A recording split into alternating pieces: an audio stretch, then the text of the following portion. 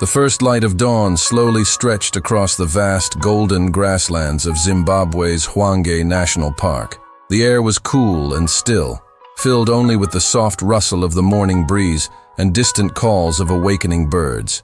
Amid this tranquil scene, a solitary roar shattered the silence, deep, resonant, and filled with a haunting echo. It was the roar of an old male lion, once the undisputed king of this vast wilderness. His roar carried the weight of years, echoing stories of battles won and lost, of pride and survival. But time had not been kind. His mane, once thick and majestic, was now a ragged crown, tattered by age and struggle. His powerful body was leaner, the muscles weakened by the harsh realities of life in the wild.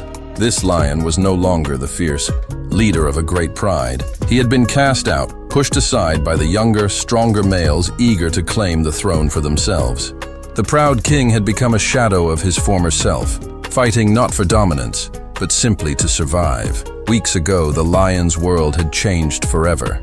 Younger lions, driven by hunger and ambition, had challenged his authority. Their attacks were brutal, sharp claws and teeth tearing into his flesh, wounds that bled and throbbed with every breath. The old lion fought valiantly, his spirit unyielding, but his body betrayed him.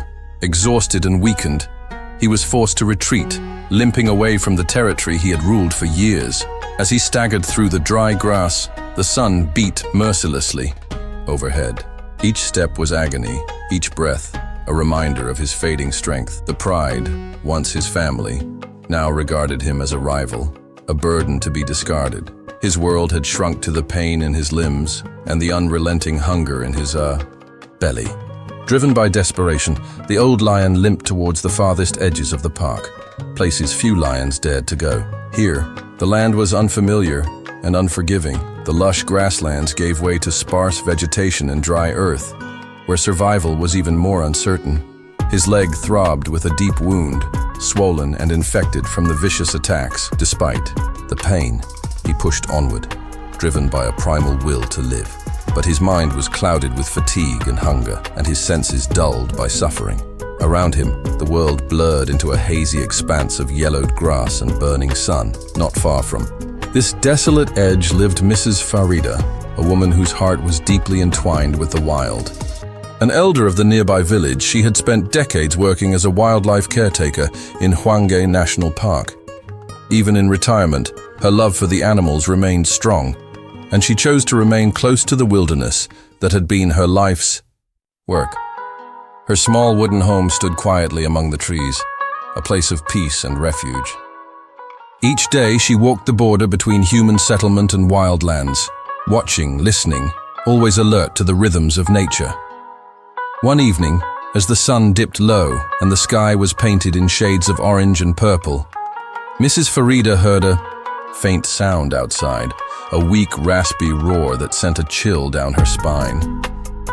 With cautious steps, she opened the door to find the old lion, battered and weary, lying just outside her porch. Her breath caught in her throat. The great beast's eyes met hers, clouded, tired, yet filled with a silent plea for help. His body was covered in dirt and scars, his legs swollen and raw. Fear and compassion warred within her, yet the call of kindness won. Slowly she approached the lion, careful not to startle him. From inside her house, she fetched her old first aid kit, worn but trusted from years of use. With trembling hands, she began to clean the wounds, gently washing away dirt and dried blood. The lion growled softly, a sound more of pain than anger, but he allowed her care. "Don't be afraid," she whispered, her voice steady, despite the pounding of her heart. "I'm here to help." Hours passed as she tended the injuries, bandaging the swollen leg as best she could. Every movement was a delicate balance between care and caution. The night deepened, but neither moved. Two souls bound by unspoken trust. After carefully bandaging the lion's wounds, Mrs. Farida knew she couldn't handle this alone. Her hands trembled slightly as she reached for her phone. With a few quick calls, she alerted the Hwange National Park conservation team. Her voice was steady, but her heart raced as she described the shocking sight, an old male lion, wounded, and resting just outside her home. The team was surprised. It was rare for such a majestic creature to wander so close to humans, especially in such a fragile state. But they promised to come immediately, bringing the equipment and expertise needed to rescue the lion safely. The night settled over the village, wrapping the land in darkness. Mrs. Farida sat quietly by the doorway, keeping a watchful eye on the lion. The silence was thick, broken only by the occasional soft groan from the injured beast. Her mind raced with worries. What if other predators came? What if the lion panicked and fled? But she stayed calm, drawing strength from years of experience and an unwavering love for these creatures. The bond between them, though brief, was palpable. Two old souls, both vulnerable yet resilient. Finally, the sound of an approaching vehicle broke the stillness. Headlights pierced the night as the conservation team arrived, armed with tranquilizer guns and a sturdy iron cage. Their movements were swift but careful, knowing the delicate balance between rescue and danger. The lion opened his eyes slightly, startled by the bright lights. A soft, almost weary roar escaped his lips. The team moved quickly. A precise injection sent the lion into a gentle sleep. His struggle was brief before calmness took over. Carefully, they lifted him into the cage, securing him for transport. Mrs. Farida watched silently, her heart heavy but hopeful. In the days that followed, the lion was cared for at a special recovery center within Hwange National Park.